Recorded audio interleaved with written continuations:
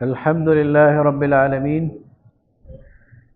والصلاة والسلام على سيد الأنبياء والمرسلين وعلى آله وصحبه أجمعين، أما بعد. أعوذ بالله من الشيطان الرجيم. بسم الله الرحمن الرحيم. عما يتساءلون عن النبأ العظيم الذي هم فيه مختلفون كلا سيعلمون ثم كلا سيعلمون. صدق الله العظيم. اللهم صل على سيدنا مولانا محمد وعلى آل سيدنا ومولانا محمد وبارك وسلم ثم صل عليه. الحمدللہ ہم نے جو دورہ قرآن شروع کیا تھا، آج ہم 30ویں پارے کے حوالے سے جو اس کے تفسیری مباحث ہیں وہ بیان کریں گے، اور کل انشاءاللہ باضابطہ اس دورے کا اختتام ہو جائے گا. وباللہ التوفیق. یہ آخری پارہ جسے پارہ عامہ کہتے ہیں، اس میں جتنی بھی صورتیں ہیں، 2 صورتوں کے علاوہ ایک سورہ بینہ اور ایک سورہ نصر، باقی تمام صورتیں یہ مکی صورتیں.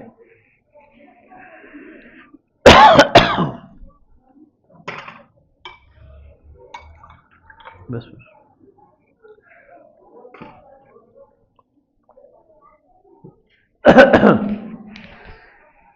اور ان صورتوں کا جو زمانہ نزول ہے وہ بھی قریب قریب بالکل ابتدائی دور کا ہے، اور ان کا جو آہنگ ہے اور ان کا جو مزاج ہے وہ بھی ایک دوسرے سے ملتا جلتا ہے. ان کا اسلوب، ان کا لہجہ، ان کے الفاظ، انداز، چھوٹے چھوٹے فقرے ہیں، جیسے چھوٹی چھوٹی ضربیں ہوتی ہیں. ایک شخص سو رہا ہو، آپ اسے جگانے کے لیے کبھی اس کے منہ پہ تھپکی مارتے ہیں، کبھی اس کے کندھوں کو جھڑتے ہیں، کبھی اس کی ٹانگوں کو ہلاتے ہیں. ایک شخص نشے میں ہو تو اسے ہوش میں لانے کے لیے جو تدابیر کی جاتی ہیں اسے کہتے ہیں جاگو، ہوش میں آؤ.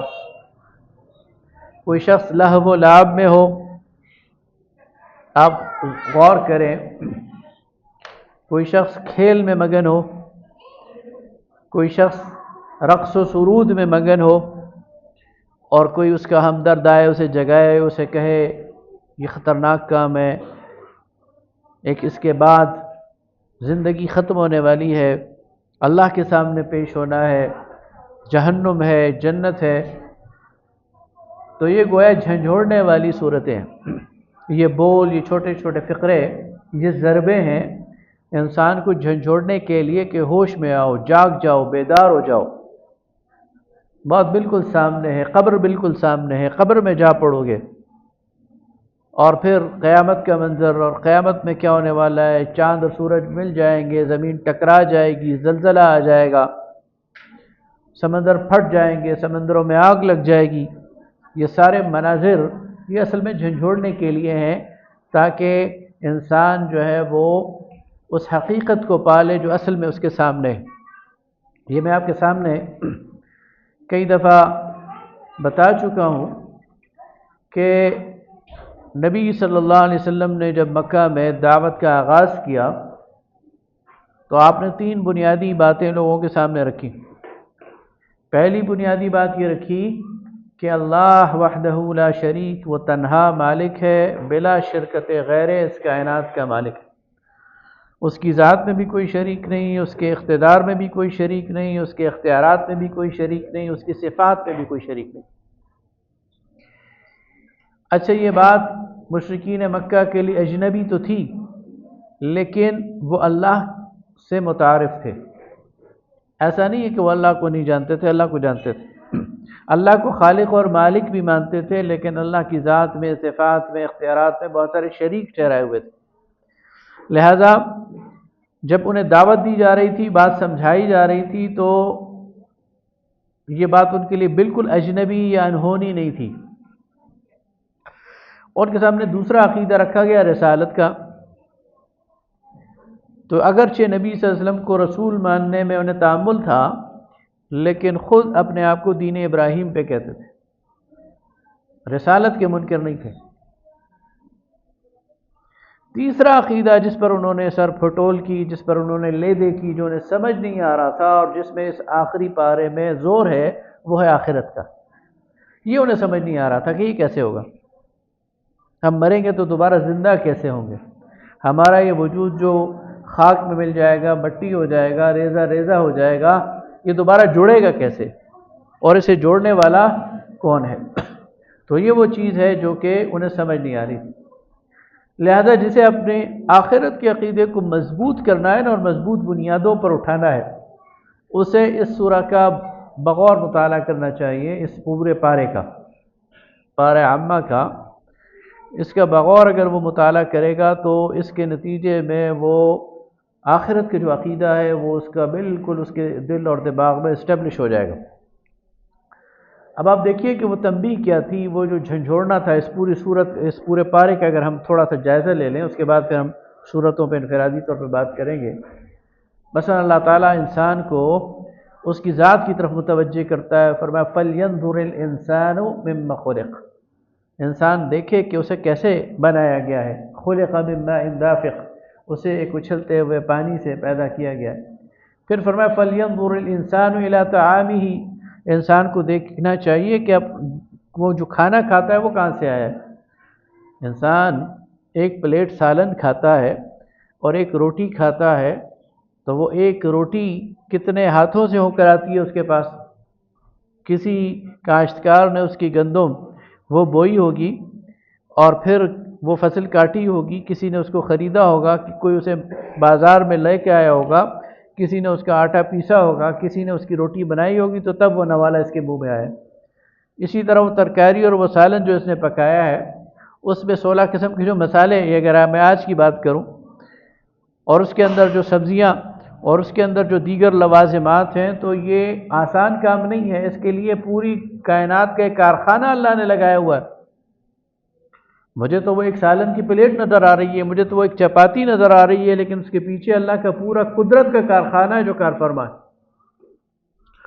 تو فرمایا فَلْيَنْظُرِ الْإِنسَانُ إِلَىٰ طَعَامِهِ، وہ اپنے کھانے کی طرف دیکھ لے اور اس پر غور کر لے تو اسے سمجھ آ جائے گی کہ کتنا زبردست بندوبست کیا ہے اس کے بنانے والے نے، اس کے تخلیق کرنے والے نے اس کے لیے۔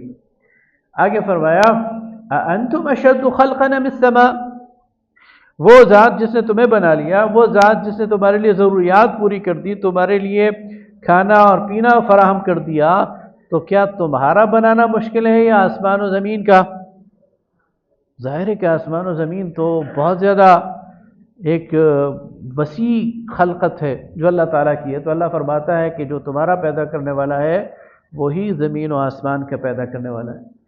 آگے فرمایا یا ایھا الانسان ما غرک بربک الکریم، اے انسان تجھے تیرے رب کریم کے بارے میں کس چیز نے دھوکے میں ڈال دیا ہے؟ آگے فرمایا کہ لقد خلقنا الانسان فی احسن تقویم، اللہ فرماتا ہے میں نے انسان کو بہترین صورت میں پیدا کیا۔ اس سے پہلے فرمایا اذا الشمس کورت، جب سورج لپیٹ دیا جائے گا، واذا النجوم انکدرت، تارے جو ہے وہ بجھ جائیں گے، واذا الجبال سیرت، پہاڑ چلا دیے جائیں گے۔ پہاڑ جمے ہوئے ہیں نا، پہاڑوں کے اندر سے کشش ثقل ختم ہو جائے گی، یہ چلنا شروع کر دیں گے، اور اگر پہاڑ چلنا شروع ہو جائیں تو نیچے کوئی چیز بچے گی؟ وَإِذَا السَّمَاءُ انفطرت، آسمان پھٹ جائے گا، وَإِذَا الْكَوَاكِبُ انتثرت، تارے جھڑ جائیں گے، وَإِذَا الْبِحَارُ فُجِّرت، سمندروں میں آگ لگ جائے گی۔ اور پھر فرمایا یوم یفر المرء من اخیہ، ایسا دن ہوگا کہ بھائی بھائی سے بھاگ رہا ہوگا، وصاحبتہ وبنیہ، اپنی بیوی سے بھاگ رہا ہوگا، اپنے بچوں سے بھاگ رہا ہوگا، لکل امرئ منہم یومئذ شأن یغنیہ، اس دن ہر ایک انسان ایک بے نیازی کی شان میں ہوگا۔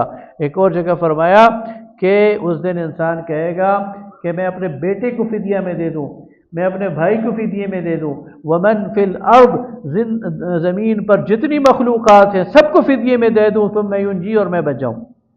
یہ ہوگی انسان کی اس وقت کیفیت۔ آگے فرمایا یوم یتذکر الانسان وانى له الذکریٰ، اس دن انسان کو ساری سمجھ آ جائے گی، لیکن پھر سمجھنے کا کیا فائدہ ہے؟ آگے فرمایا الہاکم التکاثر، تمہارا مسئلہ یہ ہے کہ تم بہتات کی حرص میں پڑے ہوئے ہو، تم دنیا کو دونوں ہاتھوں سے لپیٹ رہے ہو، سمیٹ رہے ہو، اور تمہاری منزل کیا ہے؟ حتی زرتم المقابر، خبر میں جا کے پڑھتے ہو، پھر تمہیں سمجھ آتی ہے اور تم پہنچ جاتے ہو۔ القاریہ ما القاریہ، وہ عظیم حادثہ، تمہیں کیا پتہ ہے کہ وہ عظیم حادثہ کیا ہے؟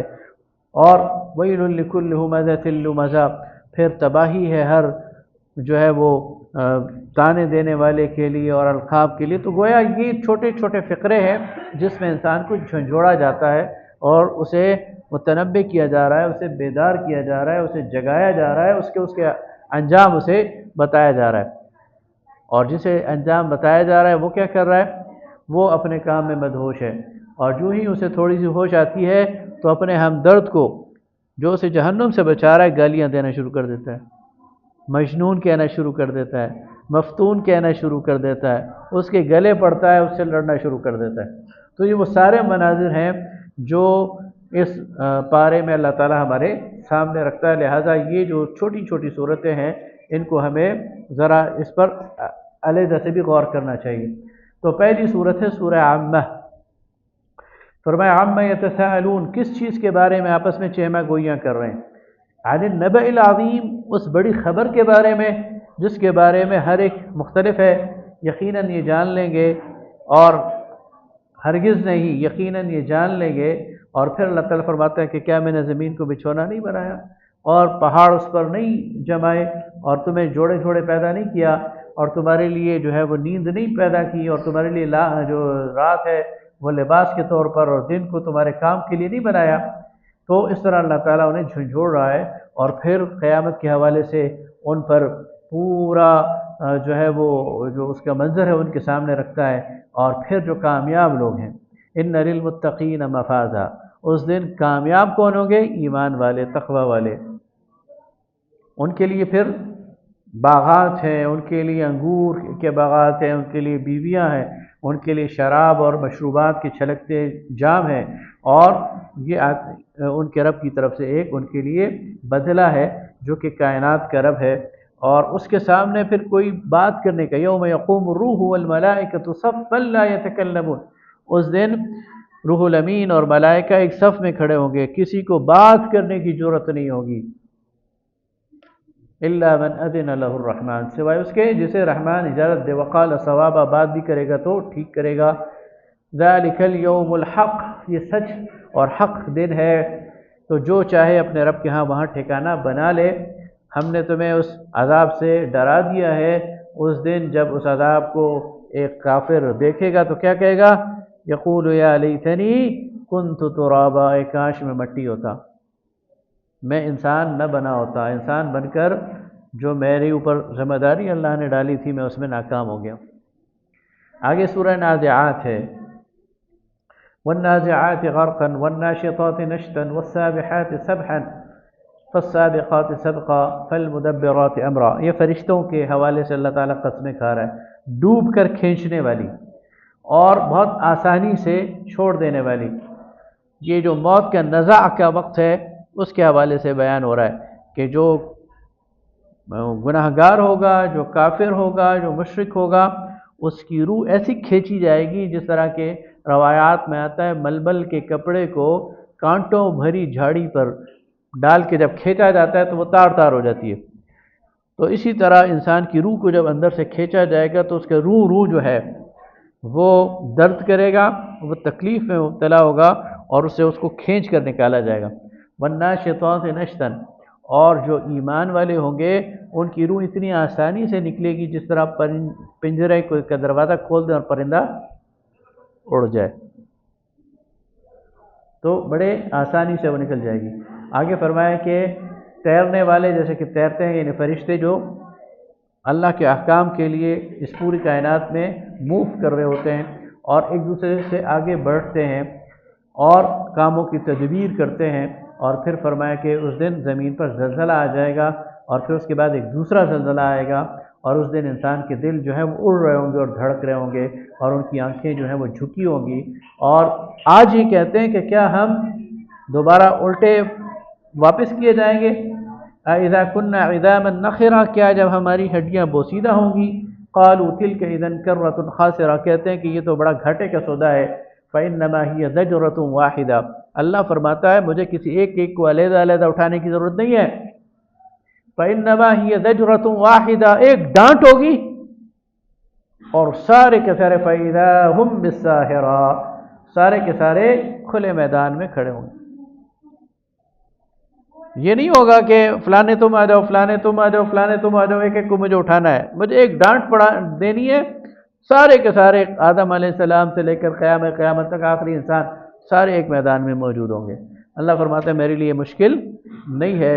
اور پھر اس میں فرمایا کہ فَأَمَّا مَنْ خَافَ مَقَامَ رَبِّهِ، جو اپنے رب کے سامنے کھڑا ہونے سے ڈر گیا، وَنَهَى النَّفْسَ عَنِ الْهَوَىٰ، اور اس نے اپنے نفس کو خواہشات سے روک لیا، فَإِنَّ الْجَنَّةَ هِيَ الْمَأْوَىٰ، تو جنت اس کا ٹھکانہ ہے، اور جس نے طغیانی کی، جس نے سرکشی کی، تو جہنم اس کا ٹھکانہ ہے۔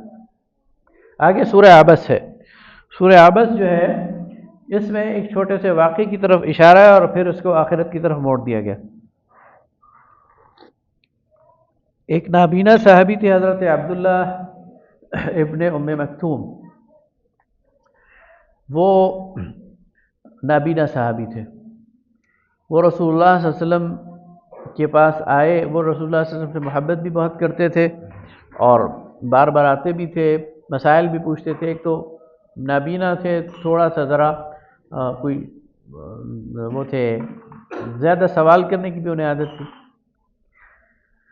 رسول اللہ صلی اللہ علیہ وسلم سرداران قریش کی محفل میں بیٹھے ہوئے ہیں اور انہیں دعوت دے رہے ہیں، انہیں آخرت کی طرف بلا رہے ہیں، تو یہ بار بار آتے تھے اور کوئی اپنی بات کرتے تھے، کوئی اپنی حاجت پیش کرتے تھے، کوئی سوال کرتے تھے، تو رسول اللہ صلی اللہ علیہ وسلم کو یہ ناگوار گزرا، تو اللہ تعالیٰ نے اس پر رسول اللہ صلی اللہ علیہ وسلم کو متوجہ کیا کہ آپ کو ان کا یہ آنا ناگوار نہیں ہونا چاہیے، ان سرداران قریش سے آپ کو کچھ ملنے والا نہیں ہے، اللہ کے ہاں ان کے مقابلے میں یہ ایک نابینا فرد یہ زیادہ اہمیت والا ہے۔ تو یہاں اس پر فرمایا کہ جو آپ سے بھاگتا ہے آپ اس کو قریب کرنے کی کوشش کرتے ہیں، اور جو آپ کی طرف آ رہا ہے آپ اسے روگردانی کر رہے ہیں، تو یہ آپ کو نہیں کرنا چاہیے۔ اور آگے پھر جو ہے وہ فرمایا کہ فمن شاء ذکر، یہ جو ہے نا کلا انہا تذکرہ، یہ تو ایک نصیحت ہے، اور جو چاہے وہ اس نصیحت کو حاصل کرے، فی صحف مکرمہ مرفوعۃ مطہرہ، اور یہ مکرم عزت والے صحیفوں میں ہے۔ آگے فرمایا قتل الانسان ما اکفرہ، انسان مارا گیا اس لیے کہ اس نے انکار کیا، من ای شیء خلقہ، کس چیز سے بنایا گیا ہے، من نطفۃ، ایک نطفے سے، خلقہ فقدرہ، ہم نے بنایا اسے پھر اس کا بنا سوار کر نک کر، ثم السبیل یسرہ، پھر اس کے لیے آسان کر دیا راستہ، ثم اماتہ فاقبرہ، پھر اسے ہم مار دیں گے اور وہ قبر میں چلا جائے گا اور پھر اسے اٹھا دیں گے۔ تو فرمایا کہ یوم یفر المرء من اخیہ، وہی بات کہ اس دن پھر انسان اپنے بھائی سے بھاگے گا، وامہ وابیہ وصاحبتہ وبنیہ، تو اس وقت لکل امرئ منہم یومئذ شأن یغنیہ، اس دن انسان عجیب بے نیازی کے حال میں ہوگا۔ آگے فرمایا وجوہ یومئذ مسفرہ، اس دن کچھ چہرے روشن ہوں گے، ضاحکۃ مستبشرہ، خوشی منا رہے ہوں گے، ایک دوسرے کو خوشخبری دے رہے ہوں گے۔ اب دیکھیں کتنی ٹینشن کی ماحول ہے، سامنے جہنم ہے، گناہگاروں کو گھسیٹ گھسیٹ کر جہنم میں پھینکا جا رہا ہے، جہنم دھاڑ رہی ہے، تکاد تمیز من الغیظ، اس کی جو جہنم کی دھاڑ ہے وہ دور دور تک جا رہی ہے۔ اتنے ٹینشن کے ماحول میں اللہ فرماتا ہے وجوہ یومئذ مسفرہ، کچھ چہرے مسکرا رہے ہوں گے، ان پر پورا سکون ہوگا، انہیں کوئی ٹینشن ہی نہیں ہوگی، اللہ کے عرش کے سائے میں ہوں گے، اس لیے کہ انہیں پتہ ہے کہ اللہ رب العالمین نے ان کو معاف کر دیا ہے۔ تو یہ فزع الاکبر، وہ اس بہت بڑی سختی سے اللہ تعالیٰ انہیں اس دن بچا لے گا، اور وہ اس ساری سختی سے محفوظ ہوں گے۔ فرمایا ووجوہ یومئذ علیہا غبرا، کچھ چہروں پر گرد چھائی ہوئی ہوگی، ترہقها قطرہ، سیاہی چھائی ہوئی ہوگی، اولئک هم الکفرۃ الفجرہ، یہ وہ لوگ ہیں جو کفار ہیں اور جنہوں نے جو ہے وہ گناہ کیے ہیں۔ آگے فرمایا اذا الشمس کورت، سورج کو لپیٹ دیا جائے، واذا النجوم انکدرت، جب کہ تاروں کو جو ہے وہ بے نور کر دیا جائے، پہاڑوں کو چلا دیا جائے، وَإِذَا الْعِشَارُ عُطِّلَتْ، جو گھابن اونٹنیاں ہیں 10 مہینے کی حاملہ، جن کی سب سے زیادہ کیئر کی جاتی تھی، وہ کھلی چھوڑ دی جائیں، وَإِذَا الْوُحُوشُ حُشِرَتْ، اور اتنی ہولناکی ہو کہ اس کا احساس وحشی جانوروں کو ہو جائے اور وہ بھی سمٹ جائیں۔ یعنی قیامت کا جب زلزلہ آ رہا ہوگا تو وہ اتنا سخت موقع ہوگا کہ جتنے وحشی جانور ہیں یہ بھی اس سے کانپ جائیں گے اور اپنی جگہوں پر سمٹ آئیں گے، یعنی اس کو محسوس کر لیں گے۔ وَإِذَا الْبِحَارُ سُجِّرَتْ، اور جب ہے سمندر یہ جھونک دیے جائیں، یعنی ان میں آگ لگ جائے۔ اب یہ کیسے ممکن ہے کہ سمندر میں آگ لگ جائے؟ سمندر تو پانی ہے نا،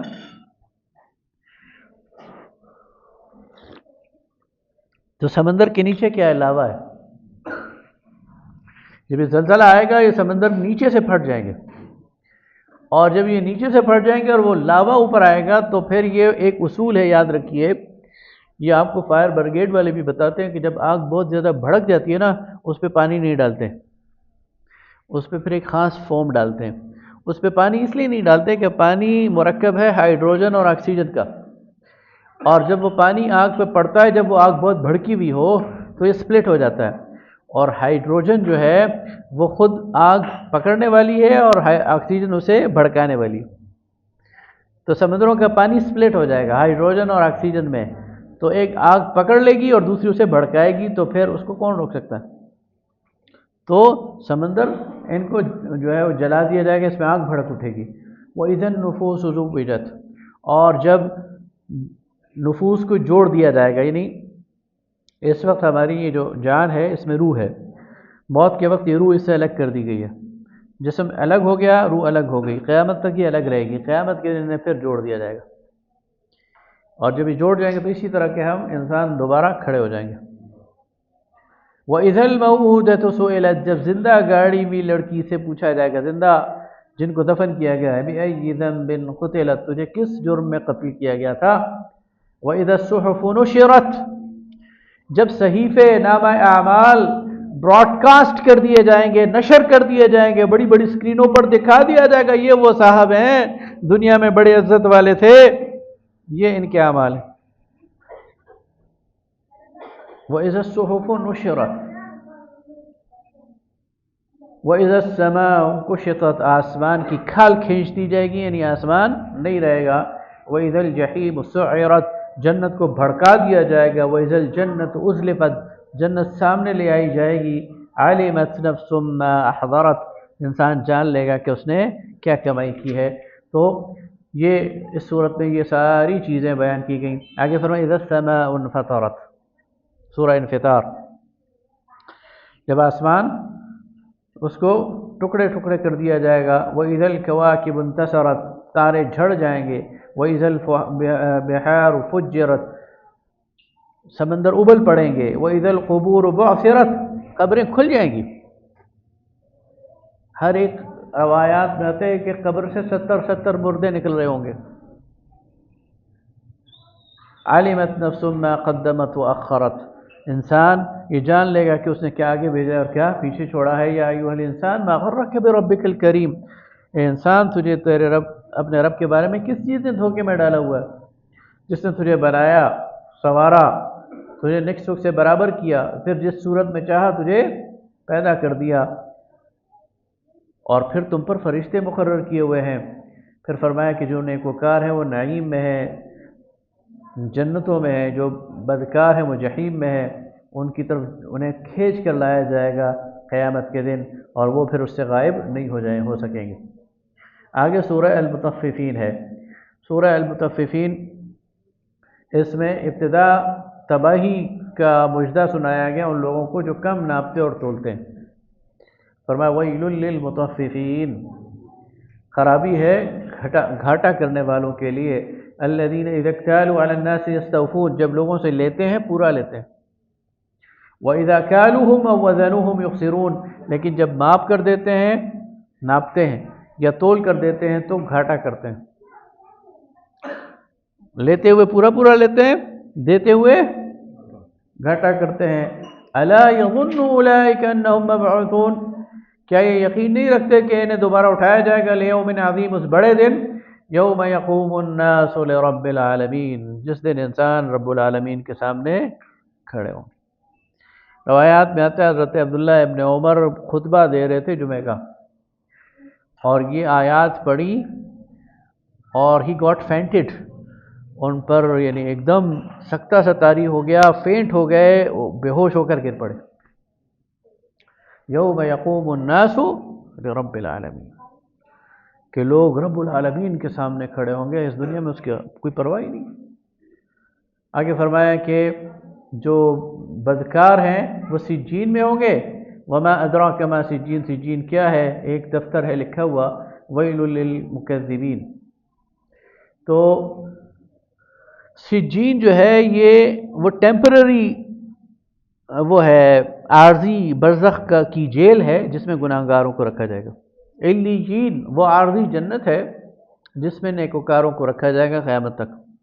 نیکوکار روحیں علیین میں چلی جائیں گی، اور سجین وہ ٹیمپرری جیل ہے جس پر ریمانڈ پر آپ کو رکھتا ہے نا، کسی کو 14 دن کا ریمانڈ ہے تو اسے فلاں تھانے میں رکھو، تو یہ ریمانڈ بعض اوقات جیل سے زیادہ مشکل ہوتا ہے۔ اللہ تعالیٰ فرماتا ہے کہ ان کے لیے سجین ہے، یہ لکھا ہوا ایک دفتر ہے، اور اس دن تباہی ہے جھٹلانے والوں کے لیے، الذین یکذبون بالدین، جو کہ قیامت کو جھٹلاتے ہیں۔ آگے فرمایا کہ ان کتاب الابرار لفی علیین، جو نیکوکار ہیں ان کا نام اعمال علیین میں ہوگا، وما ادراک ما علیون کتاب مرقوم، وہ بھی ایک لکھا ہوا دفتر ہے۔ تو علیین جو ہے یہ نیکوکاروں کے لیے ہے۔ آگے فرمایا ان الابرار لفی نعیم، جو نیکوکار ہیں وہ نعمتوں میں ہوں گے، علی الارائک ینظرون، وہ تختوں پر بیٹھ کر ایک دوسرے کو دیکھ رہے ہوں گے۔ یہ اب جنت کا منظر بیان ہو رہا ہے قیامت کے بعد۔ تعرف فی وجوہہم نظرۃ النعیم، ان کے چہروں سے نعمتیں جھلک رہی ہوں گی، ان کے چہروں سے آیا ہوگا کہ بہت اچھے رکھے گئے ہیں۔ یسقون من رحیق مختوم، ان کو ایک ایسی سرب و مہر مشروب پلائی جائے گی، ختامہ مسک، جس کی جو سیل ہے وہ مشک سے ہے، وفی ذلک فلیتنافس المتنافسون، یہ وہ چیز ہے جس پر مقابلہ کرنے والوں کو مقابلہ کرنا چاہیے، اس کے حاصل کرنے کے لیے جد و جہد کرنے والوں کو ایک دوسرے سے آگے بڑھنا چاہیے۔ وَمِزَاجُهُ مِن تسنیم، اور اس میں ملاوٹ ہوگی تسنیم کی، عَيْنًا يَشْرَبُ بِهَا الْمُقَرَّبُونَ، جو جنت کا ایک چشمہ ہے جو مقربین اس سے ان کو پلایا جائے گا۔ تو پھر آگے ایک منظر بیان کیا جا رہا ہے، ان الذین اجرموا كانوا من الذین آمنوا يضحكون، جو جرم کرنے والے تھے نا وہ ایمان والوں کا مذاق اڑاتے تھے دنیا میں۔ وَإِذَا مَرُّوا بِهِمْ يَتَغَامَزُونَ، اور جب ان کے اوپر سے گزرتے تھے تو اشارے کرتے تھے یہ نیک بن رہے ہیں، یہ جنت کے وارث ہیں، یہ جنت میں جائیں گے۔ وَإِذَا انقلبوا إِلَىٰ أَهْلِهِمْ انقلبوا فَكِهِينَ، اور باتیں بناتے ہوئے اپنے گھروں میں واپس لوٹ جاتے تھے۔ وَإِذَا رَأَوْهُمْ قَالُوا إِنَّ هَٰؤُلَاءِ لَضَالُونَ وَمَا أُرْسِلُوا عَلَيْهِمْ حَافِظِينَ۔ اب اللہ تعالیٰ فرماتا ہے فَالْيَوْمَ الَّذِينَ آمَنُوا مِنَ الْكُفَّارِ يَضْحَكُونَ، اب ایمان والے ان کافروں کا مذاق اڑائیں گے۔ عَلَى الْأَرَائِكِ يَنظُرُونَ، بڑے بڑے تختوں پر بیٹھ کر جہنم میں کا دیدار کر رہے ہوں گے، نظارے کر رہے ہیں، دیکھو فلانے کو یہ مار پڑ رہی ہے، فلانے کے ساتھ یہ سلوک ہو رہا ہے۔ لگ رہا ہے کہ کوئی ٹیلیسکوپ اللہ تعالیٰ نے کوئی مواصلاتی نظام بنایا ہوگا، ویسے تو جنت اور جہنم کے درمیان فاصلہ بہت ہوگا، لیکن اللہ تعالیٰ نے کوئی لائیو سٹریمنگ وہاں پر کوئی اسکرین لگائی ہوئی ہوگی کہ بتایا جا رہا ہوگا کہ یہ دیکھو یہ جہنم والوں کے ساتھ یہ ہو رہا ہے۔ فَالْيَوْمَ الَّذِينَ آمَنُوا مِنَ الْكُفَّارِ يَضْحَكُونَ، تو ایمان والے کفار کا مذاق اڑا رہے ہوں گے۔ عَلَى الْأَرَائِكِ يَنظُرُونَ هَلْ ثُوِّبَ الْكُفَّارُ مَا كَانُوا يَفْعَلُونَ، کیا بدلہ مل گیا کفار کو ان کے اعمال کا؟ آگے وہی اِذَا السَّمَاءُ انشَقَّتْ، جب آسمان پھٹ جائے گا، وَأَذِنَتْ لِرَبِّهَا وَحُقَّتْ، اور اپنے رب کے جو اس کا حکم ہے اس کو وہ مان لے گا، اور اس کا حق بھی یہ ہے کہ اس کو مان لے، اور زمین بھی یہی کرے گی۔ اور فرمایا یا ایھا الانسان انک کادح الی ربک کدحا فملاقیہ، اے انسان تو تکلیفیں برداشت کرتا ہوا اور چڑھائی چڑھتا ہوا اپنے رب کی طرف جا رہا ہے اور اس سے ملاقات کرے گا۔ فاما من اوتی کتابہ بیمینہ، اس دن جس کو اس کا نام اعمال دائیں ہاتھ میں مل گیا، فسوف یحاسب حسابا یسیرا، اس کا مطلب یہ ہے کہ اس سے آسان حساب لے لیا گیا۔ وینقلب الی اہلہ مسرورا، واپس خوشی خوشی اپنے گھر والوں کی طرف آئے گا۔ واما من اوتی کتابہ وراء ظہرہ، اور جسے اس کا کتاب اس کے پیٹھ پیچھے سے دیا جائے گا۔ معلوم یہ ہوتا ہے کہ اسے اس کی کتاب پکڑائی جائے گی، اس کا جو نام اعمال ہے بائیں ہاتھ میں، تو وہ لینے سے انکار کرے گا اور مڑنے کی کوشش کرے گا، تو پیچھے سے اس کے ہاتھ میں پکڑا دی جائیں گی۔ تو جب اس کے پیچھے سے اس کو دے دی جائے گی، بلا ان ربہ کان بہ، تو کیا کہے گا کہ وہ فسوف یدعو ثبورا، وہ اس وقت موت کو یاد کرے گا، ویصلی سعیرا، اور آگ میں داخل کر دیا جائے۔ آگے سورہ بروج ہے، یہ سورہ بروج کے ضمن میں بھی ایک واقعہ اصحاب الاخدود کا آتا ہے کہ اس کا ذکر آئے گا کہ قتل اصحاب الاخدود، اصحاب الاخدود جو ہیں بڑی بڑی کھائیوں والے، وہ مارے گئے۔ النار ذات الوقود، ان کے لیے آگ جلائی گئی۔ اذ ہم علیہا قعود، اور وہ اس پر بیٹھ کر، وہم علی ما یفعلون بالمؤمنین شہود، اور جو وہ اہل ایمان سے کر رہے تھے اس کو دیکھ رہے تھے۔ اس پر مختلف واقعات ہوئے ہیں، لیکن جو صحیح واقعہ جو تاریخی طور پر بھی ثابت ہے وہ نبی صلی اللہ علیہ وسلم کی ولادت سے کوئی 50-60 سال پہلے کا ہے، اور ہے بھی نجران کا۔ یمن میں جو بادشاہ تھا اس نے ایک دور میں یہودیت قبول کر لی، تو اس سے ملحقہ جو نجران کا علاقہ، یہ عیسائی آبادی تھی، یہاں نصرانی تھے اور دین مسیح پر قائم تھے۔ تو اس نے ان کو زبردستی یہودی بنانے کی کوشش کی، تو انہوں نے انکار کیا، تو اس نے ان کے لیے بڑے بڑے گڑھے کھودے، اور اس میں 40,000 کے قریب ان مسیحیوں کو اس نے زندہ جلا دیا تھا۔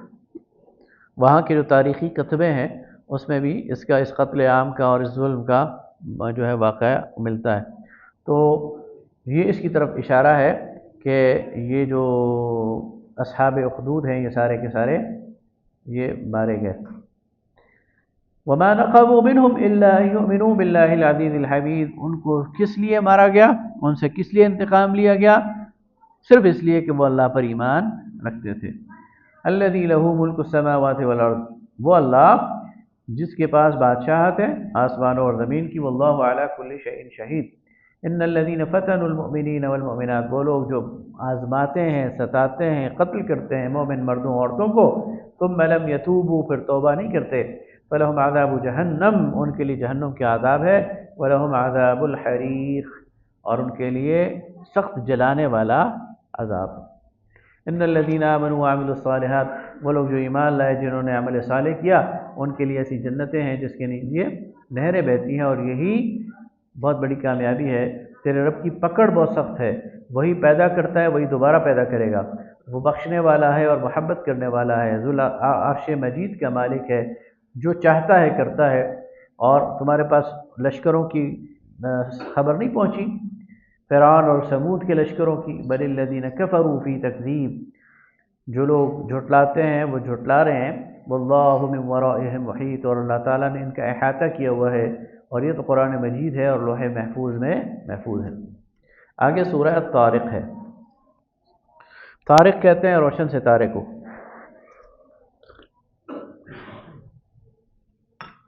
قرآن پاک میں اللہ تعالیٰ فرماتا ہے نا، نبی صلی اللہ علیہ وسلم بلکہ فرمایا لا تنقضی عجائبہ، اس کے عجائبات ختم نہیں ہوں گے۔ تو طارق کا عموماً مفسرین نے مطلب کیا ہے روشن ستارہ، لیکن اگر آپ غور کریں تو آگے اللہ تعالیٰ ایک ذکر کر رہا ہے، فرمایا قسم ہے آسمان کی اور طارق کی، یعنی روشن ستارے کی، وما ادراک ما الطارق، اور تمہیں کیا معلوم وہ طارق کیا ہے، النجم الثاقب، وہ ایک روشن ستارہ ہے چمکتا ہوا۔ آگے فوراً فرمایا اللہ نے ان کل نفس لما علیہا حافظ، ہر ایک انسان پر اور ہر نفس پر ایک نگران مقرر ہے۔ تو جب یہ آیت انسان پڑھتا ہے نا، ان کل نفس لما علیہا حافظ، تو آج اگر آپ دیکھیں دنیا میں جو نگرانی کا سسٹم ہے نا، جو انسان نے ڈیولپ کیا ہے، اسے کہتے ہیں G P S, global positioning system یا گلوبل پوزیشننگ سروس، اس طرح کی کوئی چیز ہوگی، اور یہ مانیٹر ہوتا ہے سیٹلائٹ سے۔ گوگل کی سیٹلائٹ ہے تو وہ آپ کو پوری جو ارتھ ہے، اس کی جو زمین ہے، اس کی پوزیشننگ بتاتا ہے، اتنی ڈیٹیل سے، مائنیوٹ ڈیٹیل سے بتاتا ہے کہ آپ چلتے ہوئے انسان کو اس میں مانیٹر کر سکتے ہیں۔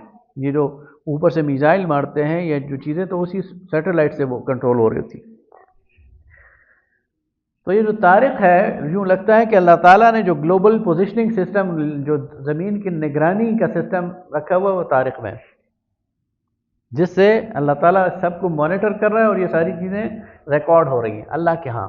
ایک قیاس ہے، لیکن چونکہ یہ چیزیں بالکل ساتھ ہو رہی ہیں نا، اللہ فرماتے ہیں وَالسَّمَاءِ وَالطَّارِقِ وَمَا أَدْرَاكَ مَا الطَّارِقُ النَّجْمُ الثَّاقِبُ، اور پھر فرمایا إِن كُلُّ نَفْسٍ لَمَّا عَلَيْهَا حَافِظٌ۔ تو ان کے درمیان کوئی کنیکشن تو ہے نا، تو لگتا یہ ہے کہ یہ اللہ تعالیٰ کا کوئی مانیٹرنگ سسٹم اس تاریخ میں لگا ہوا ہے، اور وہیں سے نگرانی ہو رہی ہے ساری مخلوقات کی۔ اچھا، انسان کہاں تک پہنچ گیا؟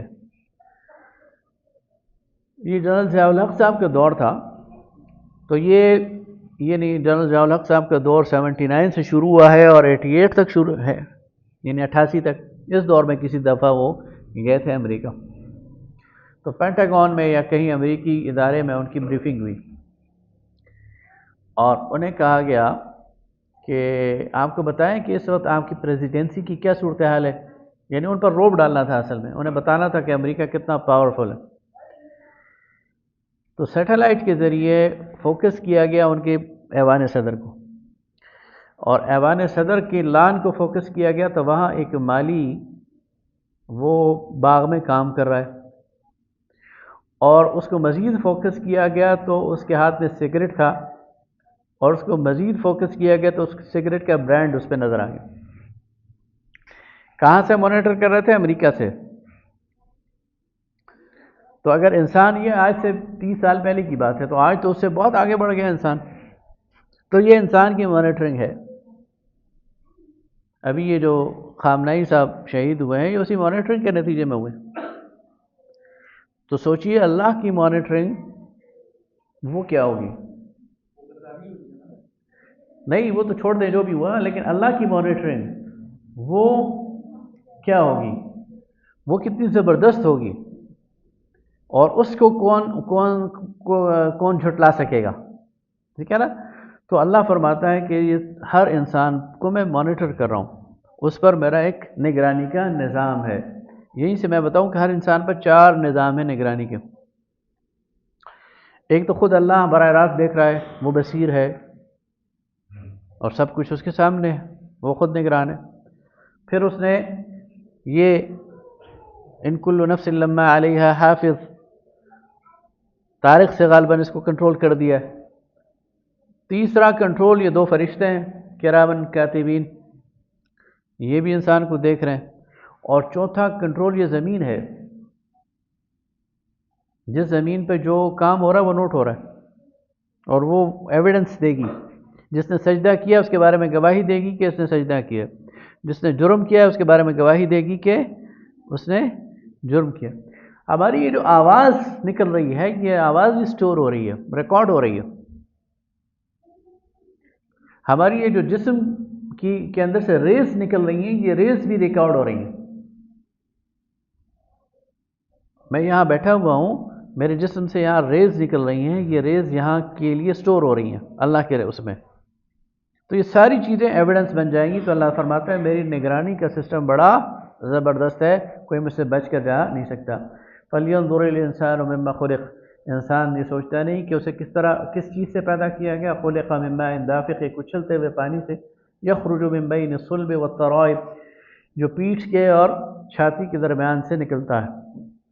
اب یہ دیکھیں نا، اس وقت کوئی میڈیکل سائنس نہیں تھی، کوئی انسان کی اناٹمی کا علم نہیں تھا، اس کی فزیولوجی نہیں تھی، ڈیٹیل اس کے جو جسم کا انالیسز نہیں ہوا تھا۔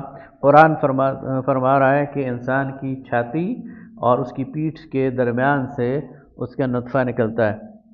اب ہمیں بتایا جاتا ہے، سائنس بتاتی ہے کہ یہ دراصل اس پسلیوں کے پیچھے اور بلکہ یہ جو ریڑھ کی ہڈی کے قریب جگہ ہے جو چھاتی اور پیٹھ کے درمیان ہے، اس سے یہ مادہ نکلتا ہے۔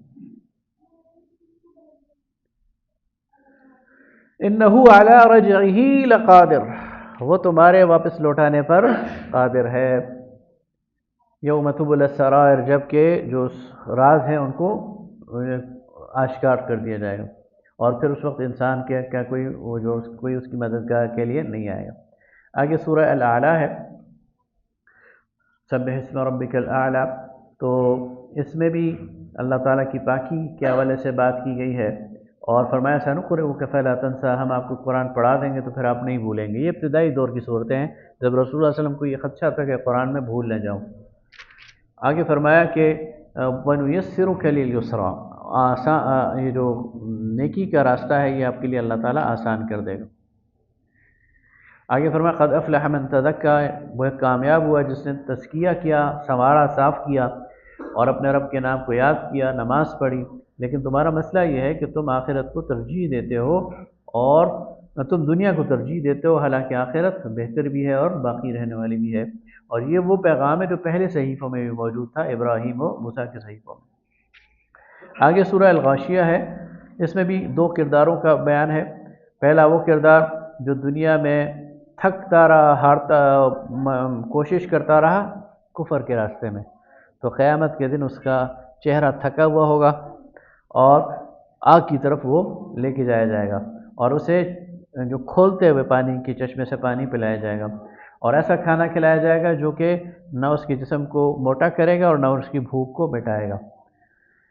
لیکن اس دن وجوہ یومئذ ناعمہ، کچھ چہرے نعمتوں والے ہوں گے اور اپنی کارگزاری پر راضی ہوں گے، اور عالی جنتوں میں ہوں گے جہاں وہ کوئی بیہودہ بات نہیں سنیں گے، وہاں ان کے لیے جاری چشمے ہوں گے اور بڑے بڑے تخت ہوں گے، اور ان کے لیے آب خورے وہ سجائے گئے ہوں گے اور غالیچے رکھے ہوئے ہوں گے، اور مخمل کے جو ہے وہ فرش بچھائے ہوئے ہوں گے۔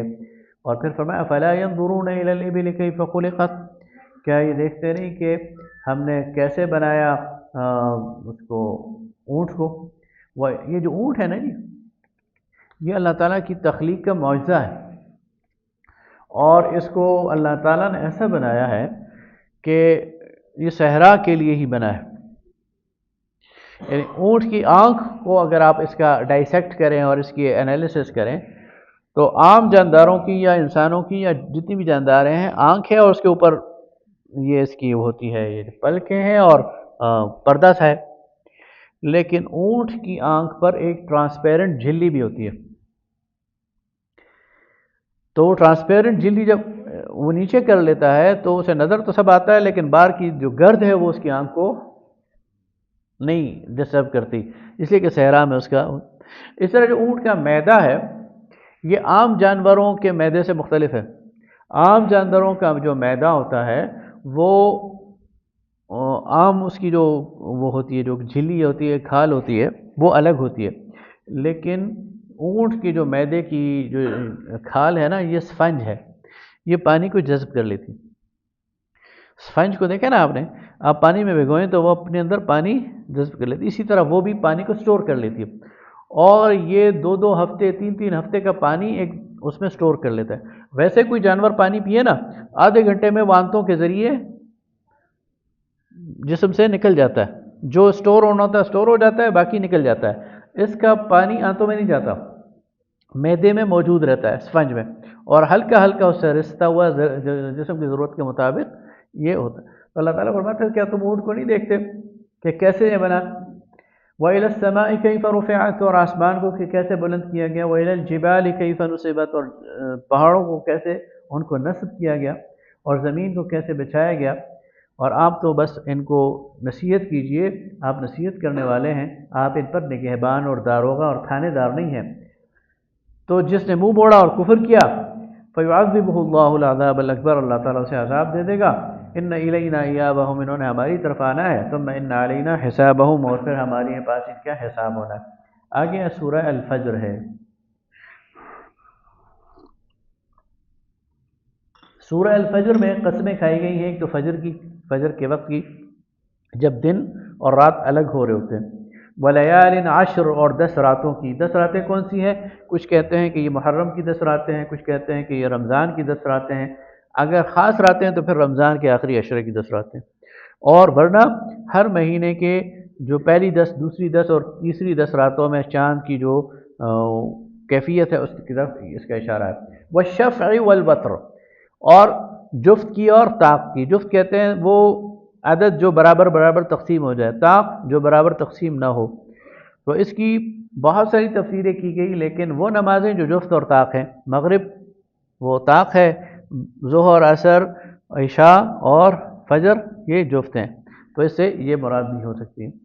واللیل اذا یسر، اور رات کی جب وہ جانے لگے، چل رہی ہو، تو ان میں عقل والوں کے لیے قسم ہے۔ الم تر کیف فعل ربک بعاد، تم نے دیکھا نہیں کہ تمہارے رب نے عاد سے کیا کیا، اونچے ستونہ والے عاد سے، ان کی طرح کوئی بھی نہیں بنایا گیا تھا۔ اور ثمود جنہوں نے پہاڑوں میں اپنے لیے گھر بنا لیے، اور فرعون جو لشکروں والا تھا، ان سب نے شہروں میں فساد کیا اور بہت زیادہ فساد کیا، تو ان پر ان کے رب کا عذاب کا کوڑا برس پڑا، اور تیرا رب ان کے بالکل گھات میں تھا۔ تو انسان کا کیا حال ہے کہ جب اس پر رب نعمتیں کرتا ہے تو کہتا ہے، اتراتا ہے کہ میرے رب نے مجھ پر نعمتیں کی ہے، خوش ہونا شروع کر دیتا ہے، حالانکہ یہ آزمائش ہے۔ اور جب اس کا رب اسے کھینچتا ہے اور اس پر کوئی آزمائش ڈالتا ہے تو کہتا ہے میرے رب نے میری ناقدری کی ہے۔ ہرگز نہیں، تم یتیم کی پرورش نہیں کرتے، اس کی عزت نہیں کرتے، یا مسکینوں کو کھانا نہیں کھلاتے، اور جو میراث ہے وہ کھا جاتے ہو۔ یہ بہنوں کا حصہ کھانا تو بالکل عام ہے نا، ہڑپ کر جاتے ہیں، باقی بھی میراث کھا جاتے ہو۔ کلا اذا دکت الارض دکا دکا، جب زمین کو کوٹ کوٹ کر برابر کر دیا جائے گا۔ وجاء ربک والملک صفا صفا، اور تیرا رب آ جائے گا اور اس کے ساتھ صف در صف جو ہے وہ فرشتے ہوں گے۔ وجیء یومئذ بجہنم، جہنم کو بھی لایا جائے گا۔ اس دن انسان کو یاد آ جائے گا، سمجھ آ جائے گی، لیکن اب سمجھ آنے کا فائدہ نہیں ہے۔ اس دن جب جس طرح باندھا جائے گا اس سے پہلے کسی مجرم کو باندھا نہیں گیا۔ یا ایتھا النفس المطمئنہ، جو نیک لوگ ہوں گے انہیں کہا جائے گا، اے اطمینان پا جانے والی نفس، ارجعی الی ربک راضیۃ مرضیہ، اے اطمینان پا جانے والے نفس، چل اپنے رب کی طرف، تو اس سے راضی، وہ تجھ سے راضی۔ فادخلی فی عبادی، شامل ہو جا میرے بندوں میں، وادخلی جنتی، جنت میں میرے داخل ہو جا۔ آگے سورہ البلد ہے۔ لا اقسم بہذا البلد وانت حل بہذا البلد ووالد وما ولد، اس میں قسمیں کھائی گئی ہیں، ایک تو شہر مکہ کی، اور پھر فرمایا نبی صلی اللہ علیہ وسلم آپ جو ہے وہ آپ پر اسی شہر کے رہنے والے ہیں، یعنی شہر آپ کے لیے حلال ہو جائے گا، یا رہتے ہیں آپ اس میں۔ اور قسم ہے والد کی اور اس کی اولاد کی۔ یہ والد کون ہے اور اولاد کون ہے؟ ایک تو یہ ہے کہ والد آدم علیہ السلام ہے، اولاد ساری انسانیت ہے۔ دوسرا یہ ہے کہ والد ابراہیم علیہ السلام ہے اور اولاد حضرت اسماعیل ہے، یہ زیادہ قریب ہے۔ اور ایک یہ بھی ہے کہ والد حضرت ابراہیم ہے اور اولاد میں ولد کا مطلب نبی صلی اللہ علیہ وسلم ہے، آپ بھی بنی اسماعیل سے ہیں اور ابراہیم کی اولاد ہے، چونکہ آپ کا ریفرنس بھی دیا جا رہا ہے تو یہ بھی اس کا ایک مطلب ہو سکتا ہے۔ لقد خلقنا الانسان فی کبد، ہم نے انسان کو مشقت میں پیدا کیا ہے۔ ایحسب ان لن یقدر علیہ احد، کیا یہ سمجھتا ہے کہ اس پر کوئی قابو نہ پا سکے گا؟ یقول اہلکت مالا لبدا، کہتا ہے میں نے بڑا مال خرچ کر ڈالا۔ ایحسب ان لم یرہ احد، کیا یہ خیال نہیں رکھتا کہ کوئی اسے دیکھتا نہیں ہے، یعنی اللہ؟ اور کیا ہم نے اسے آنکھیں نہیں دیں اور زبان نہیں دیے، دو ہونٹ نہیں دیے، دو راستے نہیں دکھائے، تو پھر یعنی یہ گھاٹی پر کیوں نہ چڑھا، یعنی نیکی کے اس معیار تک کیوں نہیں پہنچا؟ اور تمہیں کیا معلوم ہے کہ وہ نیکی کا معیار کیا ہے؟ فک رقبہ، گردن چھوڑانا، ایک لفظ ہے تحریر رقبہ اور ایک ہے فک رقبہ۔ تحریر رقبہ عام لفظ ہے، اس میں گردن چھڑانا بھی ہے، کسی مقروض کا قرض ادا کرنا بھی ہے، اور فک رقبہ میں ہے کہ اس نے غلاموں کو آزاد کیا۔ او اطعام فی یوم ذی مسغبہ، یا بھوک کے دن لوگوں کو کھانا کھلانا قحط میں، چاہے یتیم ہو، قرابت دار اور یا مسکین ہو، خاک میں رل رہا ہو، اور پھر ان لوگوں میں سے ہوا جو صبر کی تلقین کرتے رہے اور رحمت کی تلقین، تو یہی سیدھے دائنے والے ہاتھ ہیں اور پھر بائنے والے ہاتھ۔ آگے سورہ شمس ہے، اور اس کے اندر جو قسمیں کھائی گئیں تو کس لیے؟ قد افلح من دکاہا ونفس وما سواہا، انسان کے نفس کی قسم اور اس کی جس نے اس کو ٹھیک کیا، اور اس نفس کو اللہ فرماتا ہے کہ ہم نے اس کی غلط راستہ بھی سمجھا دیا، سیدھا راستہ بھی سمجھا دیا، اب اس کا اپنا کردار ہے کہ وہ کون سے راستہ اختیار کرتا ہے۔ تو کامیاب وہ ہوا جس نے اچھا راستہ اختیار کیا، جس نے نفس کو پاک کیا، اور جس نے جو ہے وہ نفس کو خاک میں ملا دیا وہ ناکام ہو گیا۔ اور پھر سمود کا ذکر ہے، اور اس میں سے ایک بدبخت اٹھا اور اس نے رسول کی نافرمانی کی اور اونٹنی کی کونچیں کاٹ دیں اور اللہ کے عذاب کو اس نے دعوت دی۔ آگے سورہ اللیل ہے، اس میں جو ہے وہ وہی قسمیں کھائی گئی ہیں، اور فرمایا کہ فَسَنُيَسِّرُهُ لِلْيُسْرَىٰ، ہم جو نیکوکار ہیں ان کے لیے نیکی کا راستہ آسان کر دیں گے، اور جو بدکار ہیں ان کے لیے ہم جو ہے وہ بدی کا راستہ وہ آسان کر دیں گے۔ آگے سورہ والضحیٰ ہے۔ سورہ والضحیٰ نبی صلی اللہ علیہ وسلم پر بالکل ابتدائی زمانے میں نازل ہوئی ہے، اور اس کا پس منظر یہ ہے کہ نبی صلی اللہ علیہ وسلم پر جب ابتدائی وحی نازل ہو گئی ایک دو، تو پھر ایک گیپ آ گیا، فترۃ الوحی، جبرائیل امین نے آنا چھوڑ دیا 15 دن یا ایک مہینہ سے زیادہ، تو نبی صلی اللہ علیہ وسلم کو غم لاحق ہو گیا کہ اللہ تعالیٰ نے مجھے کہیں چھوڑ تو نہیں دیا۔ اس کے جواب میں پھر یہ صورت نازل ہوئی، اور فرمایا کہ ما ودعک ربک وما قلی، پھر رب نے نہ تجھے چھوڑا ہے اور نہ تجھ سے بیزار ہوا ہے۔ وَلَلْآخِرَةُ خَيْرٌ لَكَ مِنَ الْأُولَىٰ، اور اے نبی ہر بعد میں آنے والا دور تیرے لیے پہلے سے بہتر ہے۔ اب یہ ایک کنٹینیوس چیز ہے، اللہ اپنے نبی سے وعدہ کر رہا ہے، اے نبی ہر بعد میں آنے والا دور تیرے حق میں پہلے سے بہتر ہے۔ مکی زندگی کے مقابلے میں مدنی زندگی بہتر تھی، آپ کی زندگی کے مقابلے میں آپ کے بعد آپ کا پیغام بڑھ رہا ہے، آپ کے نام لیوا بڑھ رہے ہیں، ہر آئے دن آپ پر ایمان لانے والوں میں اضافہ ہو رہا ہے، اور یہ قیامت تک ہوتا رہے گا۔ تو قیامت تک ہر آنے والا دن آپ کے لیے پہلے سے بہتر ہے، یہ قیامت تک کا وعدہ ہے۔ آگے فرمایا وَلَسَوْفَ يُعْطِيكَ رَبُّكَ فَتَرْضَىٰ، ان قریب تیرا رب تجھے اتنا نوازے گا کہ تو راضی ہو جائے گا۔ اور یہ ہوگا کب؟ رسول اللہ صلی اللہ علیہ وسلم نے فرمایا کہ قیامت کے دن جب سارے حساب کتاب ہو جائیں گے، میں رب کے سامنے سجدے میں پڑ جاؤں گا، اور پھر میرا رب مجھ سے کہے گا کہ بتاؤ تمہیں کیا چاہیے، تو میں اپنے امت کی شفاعت کروں گا، اور جب تک میں راضی نہیں ہو جاتا، اور میں راضی کب ہوں گا کہ میرے امت کی گناہ گاروں کو شفاعت ہو جائے، تو میں پھر اس وقت راضی ہوں گا، میں اس وقت کہوں گا کہ اللہ اب میں راضی ہوں۔ تو کتنی شفقت ہے رسول اللہ صلی اللہ علیہ وسلم کی اپنی امت کے لیے۔ الم یجدک یتیما فآویٰ، کیا تمہیں یتیم نہیں پایا تھا پھر ہم نے تمہیں ٹھکانہ دیا۔ ووجدک ضالا فہدیٰ، تمہیں متلاشی حق پایا تھا پھر تمہیں راستہ دکھایا، اور ہم نے تمہیں مفلس پایا تھا تو غنی کر دیا۔ تو جب یتیم تمہارے سامنے آئے تو اسے جھڑکنا نہیں ہے، اور سائل کو جو ہے وہ اس کو بھی جھڑکنا نہیں ہے، اور اپنے رب کی نعمت کا اور احسان کا ذکر کرنا۔ آگے سورہ الم نشرح ہے۔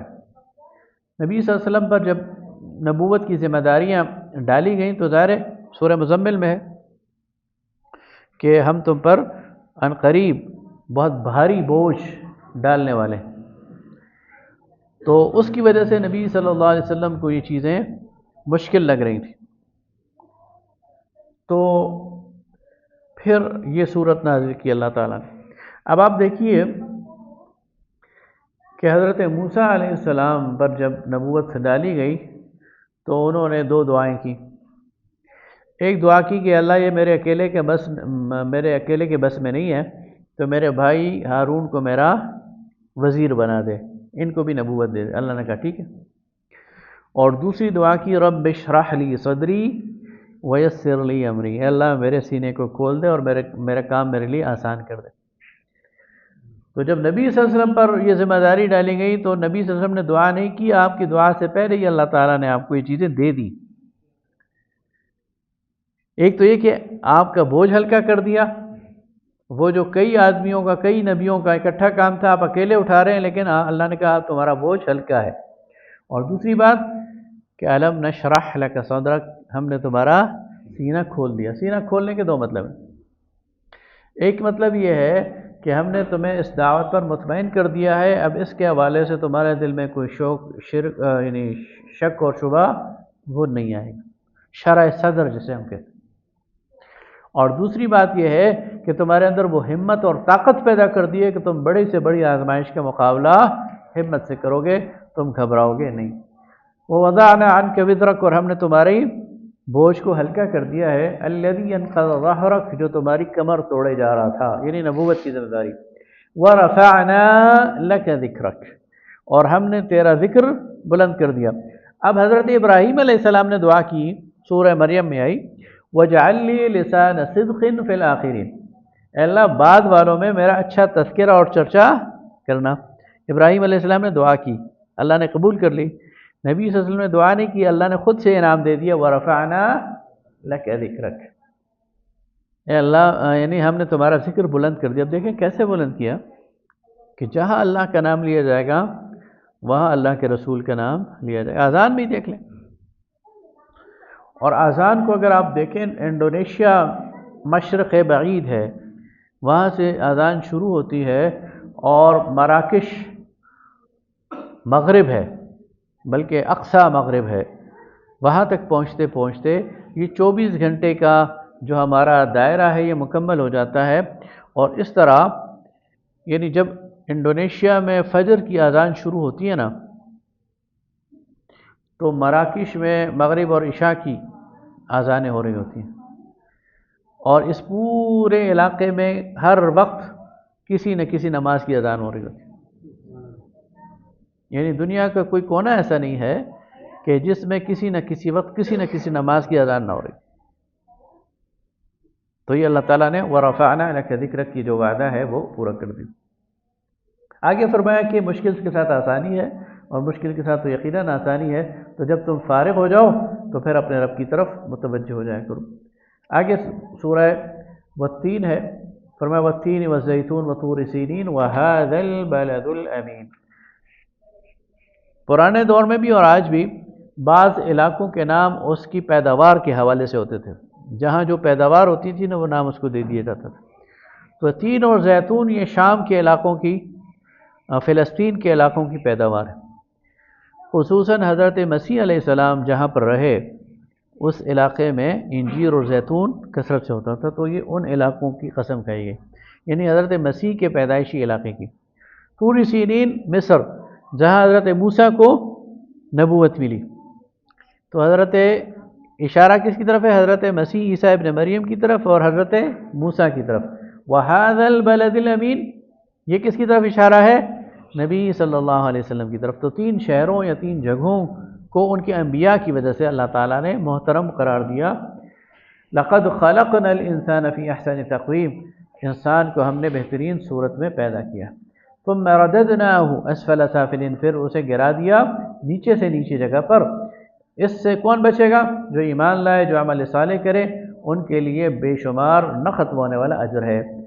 تو اس کے بعد کون آپ کو جھٹلائے گا بدلے کے دن کے حوالے سے؟ اور الیس اللہ باحکم الحاکمین، اور کیا اللہ نہیں ہے سب حاکموں سے بڑا حاکم؟ تو اس کے جواب دینا چاہیے بلا وربی، کیوں نہیں، میرا رب سب سے بڑا حاکم ہے.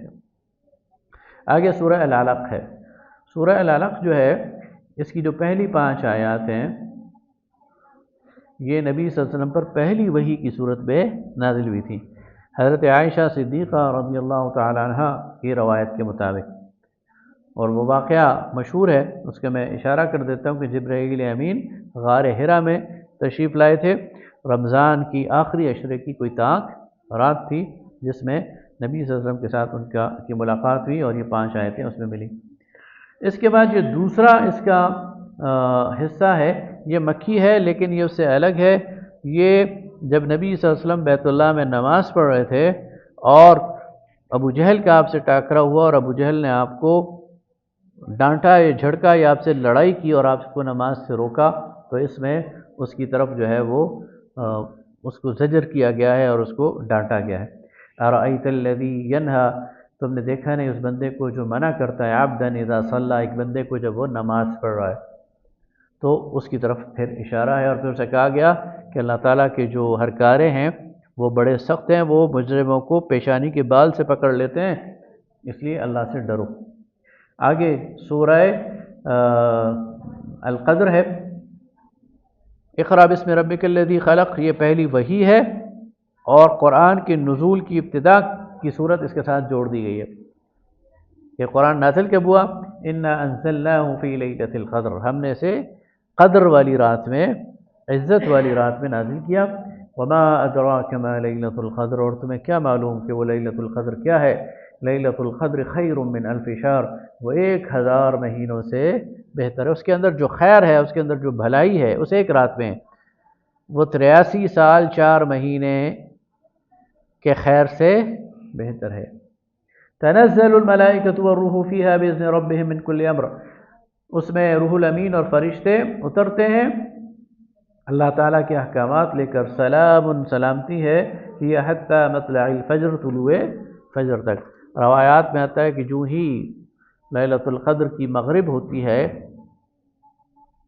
تو جبرائیل امین فرشتوں سمیت بیت اللہ پر اترتے ہیں، وہاں جھنڈا لگاتے ہیں، پھر پوری دنیا میں پھیل جاتے ہیں، اور جہاں جہاں رات ہوتی جاتی ہے وہاں، اور اگر ہم اس وقت دنیا کا وہ دیکھیں تو یہ لیلۃ القدر 12 گھنٹے کی نہیں، یہ سمجھ لیں 24 گھنٹے کی، یعنی جہاں جہاں رات جاتی ہے لیلۃ القدر ساتھ سفر کرتی ہے، تو پورا 24 گھنٹے کا راؤنڈ مکمل کر کے جہاں جہاں کوئی عبادت کر رہا ہوتا ہے، کوئی جو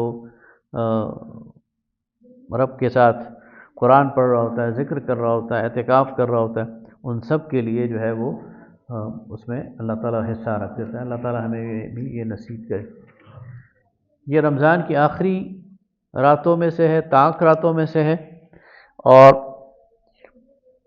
نبی صلی اللہ علیہ وسلم نے اس کی کوئی وضاحت تو نہیں کی، لیکن کچھ احادیث اس طرف اشارہ کرتی ہیں کہ 27ویں رات یہ لیلۃ القدر ہو سکتی ہے، لیکن کنفرم نہیں ہے۔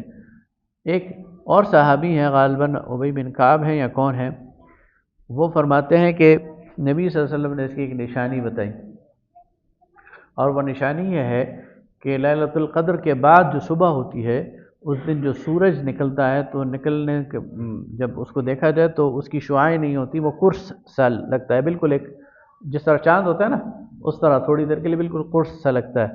تو وہ فرماتے ہیں کہ 25ویں رات کے بعد جب میں نے اس کو دیکھا تو وہ ایسا ہی تھا۔ تو اس سے یہ بھی بعض لوگ نکالتے ہیں کہ ضروری نہیں کہ ایک ہی رات ہو، یہ موو کر سکتی ہے، کسی سال 21ویں ہوگی، کسی سال 23ویں ہوگی، کسی سال 25ویں ہوگی، ایسا بھی ہو سکتا ہے۔ تو اس کو اسی لیے آخری عشرے میں تلاش کرنا چاہیے، اور آخری عشرے سے 1-2 دن پہلے سے تلاش کرنی شروع کر دینی چاہیے، اس لیے کہ ہماری رویت حلال کا پتہ نہیں چلتا، یہ بعض اوقات ہمیں 1-8 دن آگے پیچھے بھی کر دیتے ہیں۔ تو آخری عشرے کی ساری راتوں میں اور اسے 1-8 رات پہلے اس کی تلاش کی جائے تو انشاءاللہ مل جائے گی۔ آگے ہے سورہ بینہ۔ سورہ بینہ میں جو ہے وہ مشرکین اور کفار کو جو ہے کھلی بات اور ہدایت کے حوالے سے جو ہے کہا گیا کہ انہیں پہنچی ہے، اور ایسی کتابوں میں ہیں جو بڑی مضبوط ہیں، اور اس سے وہی لوگ اختلاف کرتے ہیں جو کہ یعنی یہ جن کے پاس یہ بینہ پہنچ جائے پھر انہیں اختلاف نہیں کرنا چاہیے، اور انہیں جو حکم دیا گیا وہ یہ ہے کہ وہ اللہ کی عبادت کریں اخلاص کے ساتھ، یکسو ہو کر، اور نماز پڑھیں اور زکوٰۃ دیں، اور یہی سیدھا دین ہے۔ آگے اذا زلزلت الارض زلزالها سورہ زلزال ہے جس میں قیامت کا منظر ہے، اور فرمایا یوم تحدث اخبارها، اس دن زمین اپنی ساری خبریں باہر نکال دے گی، بأن ربک اوحی لها، جو اس کے رب نے اس کے پاس جمع کی ہوئی ہیں، دی ہوئی ہیں اسے، اور اس دن انسان گروہوں میں تقسیم ہو جائیں گے، اور جو کوئی ایک ذرہ برابر نیکی کرے گا وہ بھی دیکھ لے گا، اور جو ایک ذرہ برابر برائی کرے گا وہ بھی دیکھ لے گا، وہ اس سے پوشیدہ نہیں ہوگی۔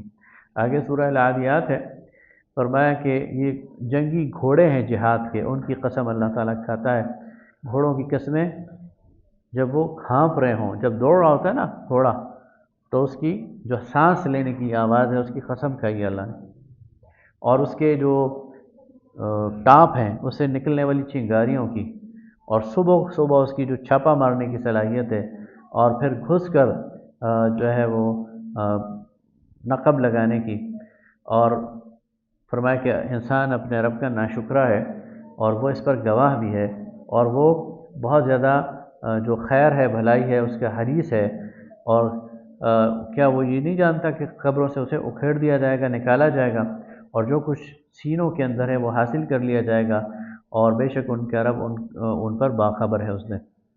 پھر سورہ القاریہ ہے، یہ بھی جو ہے وہ قیامت کا منظر ہے، یعنی وہ عظیم حادثہ جو کہ برپا ہو جائے گا، اور وہ کیسا حادثہ ہوگا کہ یوم یکون الناس کالفراش المبثوث، انسان بکھرے ہوئے پتنگے آپ دیکھ رہے ہوتے ہیں نا، جب آگ جلاتے ہیں تو برسات میں تو پتنگے آتے ہیں، تو انسان بھی بکھرے ہوئے پتنگوں کی طرح ادھر ادھر ہو رہے ہوں۔ وَتَكُونُ الْجِبَالُ كَالْعِهْنِ الْمَنْفُوشِ، اور جو پہاڑ ہیں دھنکی ہوئی روئی کی طرح، روئی کے اب تو شاید یہ دور بدل گیا ہے، ایک دور ایسا تھا کہ جو رضائیاں بنائی جاتی تھی نا، تو اس کی روح کو ایک مشین کے ذریعے پہلے وہ اسے کیا کہتے ہیں پینجا، اس کے ذریعے دھن کھایا جاتا تھا، ٹھیک ہے، الگ الگ کیا، تو ویسے ہی روئی جو ہے وہ ایک نرم چیز ہے اور ہلکی چیز ہے، لیکن جب اس کو بالکل اس کو وہ کر دیا جائے، دھنک دیا جائے، تو وہ بالکل بے وزن ہو کر ہوا میں اڑنے لگ جاتی ہے، یہاں تک کہ اس کو یعنی اس کے پہ کام کرنے والا اسے کوئی ماسک لینا چاہیے ورنہ اس کے ناک میں بھی گھس جاتی ہے۔ تو فرمائیے پہاڑ جو ہیں اتنے بے وزن ہو جائیں اس دن، جس کے اعمال وزن میں ہوں گے، نیک اعمال ہوں گے، وہ عیش میں ہوگا، اور جس کے اعمال جو ہیں وہ ہلکے ہوں گے تو حاویہ اس کا ٹھکانہ ہے، اور وہ کیا ہے، وہ بھڑکتی ہوئی آگ ہے۔ آگے فرمایا الہاکم التکاثر، سورہ تکاثر، تمہیں بہتات اور بہت زیادہ حاصل کرنے کی جو وہ ہے ہرس ہے، ہوس ہے، اس نے ہلاکت میں ڈال دیا، یہاں تک کہ تم قبروں کو جا پہنچے ہو تو عنقریب تم جان لو گے، اور تم اس وقت جان لو گے جب تم علم الیقین حاصل کر لو گے، یعنی تمہیں سب کچھ نظر آ جائے گا، تم یقیناً جہنم کو دیکھو گے اور پھر اسے اپنی آنکھ سے دیکھو گے، اس دن تم سے سارے اعمال کے بارے میں پوچھا جائے گا۔ نبی صلی اللہ علیہ وسلم ایک روز ایک انصاری صحابی کے باغ میں تشریف لے گئے، وہ بہت خوش ہوئے، انہوں نے آپ صلی اللہ علیہ وسلم کے لیے ٹھنڈا پانی کنویں کا پیش کیا، اور دوڑ کے گئے اور اپنے کھجور کے درخت سے ایک پورا خوشہ توڑ کر لے آئے اور رسول اللہ صلی اللہ علیہ وسلم کی خدمت میں پیش کیا، تو آپ نے فرمایا کہ کھجوریں لے آتے ہیں، ایک خوشہ پورا کیوں لے آئے ہو؟ تو انہوں نے کہا یا رسول اللہ میرا دل کیا کہ آپ اپنی پسند سے توڑیں اور کھائیں، یہ ان کی محبت کا ایک انداز تھا۔ پھر اپنی بکریوں میں سے کوئی بچہ ذبح کرنا چاہا تو آپ نے فرمایا دودھ والی بکری کو ذبح نہ کرنا، کوئی کسی بچے کو ذبح کیا وہ بھی لا کر پیش کر دیا، تو آپ نے وہ پانی پیا، وہ کھجور کھائی، وہ گوشت کھایا، تو فرمایا یہ وہ نعمتیں ہیں جن کے بارے میں یہ آیت پڑھی کہ تم سے کل قیامت کے دن پوچھا جائے گا۔ ہم ہوٹلوں پہ جاتے ہیں، باربیکیو اڑاتے ہیں، پیسے خرچ کرتے ہیں، بل دیتے ہیں ہزاروں، کیا سوچتے ہیں کہ یہ وہ چیزیں ہیں جن کے بارے میں اللہ ہم سے پوچھے گا؟ سورہ عصر، قسم ہے زمانے کی، عصر کا لفظ 3 معنوں میں بولا جاتا ہے، عصر زمانہ، عصر گزرا ہوا زمانہ، عصر گزرا ہوا زمانہ، عصر تیزی سے گزرنے والا زمانہ، اور عصر کا وقت، تو تینوں اس میں شامل ہیں۔ عصر کے وقت کی قسم، تیزی سے گزرنے والے زمانے کی قسم، اور گزرے ہوئے زمانے کی قسم۔ یہ تینوں اس بات پر گواہ ہیں کہ انسان خسارے میں ہے، سوائے ان لوگوں کے جنہوں نے نیک عمل کیے، ایمان لائے، نیک عمل کیے، اور حق بات کی وصیحت کی اور صبر کی تلقین۔ آگے ذرا انہیں نصیحت کریں۔ یہ خواتین مسلسل بات کر رہی ہیں جی۔ بسم اللہ الرحمن الرحیم۔ سورہ الہمزہ تو خرابی ہے ہر طعنہ دینے والے اور عیب چننے والے کے لیے، جو مال جمع کرتا ہے اور اسے گن گن کر رکھتا ہے۔ یحسب ان مالہ اخلدا، اور یہ خیال کرتا ہے کہ اس کا مال ہمیشہ رہے گا، یہ حطامہ میں پھینکا جائے گا۔ حطامہ کہتے ہیں چور چور کر دینے والی، جہنم کی کیفیت بیان کی جاتی ہے۔ چور چور کر دینے والی کا مطلب یہ ہے، آپ ایک سیب کو، وہ گرائنڈر کہتے ہیں، کیا کہتے ہیں اسے، یا اس کو کوئی مثال ہے پیسنے والی، اس میں ڈالیں تو کیا ہوتا ہے اس کا، یہ جہنم چورا کر دے گی۔ اس کو اگر چلا دیا جائے تو ادھر انسان کا بچے گا کچھ نہیں۔ تو فرمایا کہ یہ جو طعنے دیتا ہے، جو عیب جوئی کرتا ہے، جو مال جمع کرتا ہے، سین سین کے رکھتا ہے اور سمجھتا ہے کہ یہ مال اس کا ہمیشہ رہے گا، اسے حطمہ میں پھینکا جائے گا، اور یہ حطمہ چور چور کر دینے والی ہے۔ نار اللہ، اللہ اس آگ کو اپنی طرف نسبت دے رہا ہے۔ نار اللہ الموقدہ، اللہ کی بھڑکائی ہوئی آگ۔ التی تطلع علی الافئدہ، جو چڑھ جائے گی افئدہ تک۔ افئدہ یہ جگہ ہے نا، یہ والی مائنڈ، یہاں تک چڑھ جائے گی، یعنی قدموں سے چلے گی اور یہاں تک چڑھ جائے گی۔ انہا علیہم مؤصدہ، یہ ان پر بند کر دی جائے گی۔ فی عمد ممددہ، بڑے بڑے ستونوں میں۔ یہ پریشر کوکر تو ہمارا اپنا استعمال ہے نا، کیا کرتے ہیں ہم، اس میں کوئی چیز ڈالتے ہیں، اسے بند کر دیتے ہیں، نیچے سے آگ لگا دیتے ہیں، یہی کام ہوگا کہ ایک تو آگ، دوسرا اس کے حدت، اس کے اندر جو بخارات ہیں، اور اس کو بند کر دیا جائے۔ اللہ بچائے جی، ایمان والوں کو بچائے اللہ تعالیٰ، گناہ گاروں کو بھی اللہ اس سے بچائے۔ یہ اس لیے تو اللہ بتا رہا ہے کہ اسے بچو، یہ حرکتیں نہ کرو۔ عیب جوئی اگر مومن کرتا ہے، اور اگر وہ طعنے دیتا ہے، اور اگر وہ اپنے مال کے اوپر سانپ بن کر بیٹھ جاتا ہے، تو اسے استغفار کرنا چاہیے۔ آگے سورہ فیل۔ الم تر کیف فعل ربک باصحاب الفیل، یہ اصحاب الفیل کا واقعہ مشہور ہے۔ حبشہ کا گورنر تھا ابرہہ، یہ رسول اللہ صلی اللہ علیہ وسلم کی پیدائش سے 45-50 دن پہلے کا واقعہ ہے۔ عام الفیل کو آپ کی پیدائش ہوئی ہے، اور آپ کی پیدائش ہوئی ہے ربیع الاول میں، تو یہ محرم کا واقعہ سمجھ لیں۔ اس میں ہوا یہ کہ جو ابرہہ تھا، اس نے ایک گرجا تعمیر کیا، اور اس گرجے میں اس کی خواہش یہ تھی کہ سارے عرب کے لوگ آ کر وہاں اس کی عبادت کریں، اس کی تعظیم کریں، اور اس کی تجارت بڑھے۔ تو اسے کسی نے کہا کہ جب تک بیت اللہ ہے، کعبہ ہے، تمہارے اس گرجے کی کوئی اہمیت نہیں ہے۔ تو اس نے اس چکر میں کہ اپنے اس گرجے کو زیادہ اہمیت دلاؤں، بیت اللہ کو گرانے کے لیے اس پہ چڑھائی کر دی۔ تو اللہ تعالیٰ نے پھر اس اپنے گھر کی حفاظت کی ہے، تو وہ سارا مشہور واقعہ ہے۔ تو الم تر کیف فعل ربک باصحاب الفیل، وہ ہاتھیوں سمیت آیا تھا۔ ہاتھی وادی محشر، آپ اگر مینا سے واپس مکہ کی طرف آئیں تو درمیان میں وادی محشر بنتی ہے، اس تک تو اس کے ہاتھی آ گئے تھے، اسے آگے وہ نہیں آتے تھے۔ فرمایا کہ الم تر کیف فعل ربک باصحاب الفیل، کیا تم دیکھتے نہیں کہ تمہارے رب نے کیا حشر کیا ان ہاتھی والوں کا۔ الم یجعل کیدہم فی تضلیل، کیا ان کے داؤ کو ذلیل نہیں کر دیا، غلط نہیں کر دیا۔ وارسل علیہم طیرا ابابیل، اور ان پر جھنڈ کی جھنڈ فرشتے بھیجے ترمیہم بحجارۃ من سجیل، جو ان پر پھینکتے تھے چھوٹی چھوٹے کنکر. سجیل، سجیل اصل میں فارسی لفظ سنگ گل کا معرب شکل ہے، یعنی مٹی کے چھوٹے چھوٹے کنکر، لیکن وہ نشان زد تھے. وہ جس کے لیے جو پتھر تھا وہ اسی کو لگا. یہاں لفظ بھی ترمیہم ہے، رمی. انہوں نے پھینکے نہیں، یعنی پرندوں نے وہ پتھر پھینکے نہیں، بلکہ نشانہ لے کر مارے. رمی کہا گیا، ڈراپ نہیں کیے بلکہ اسٹرائک کیے.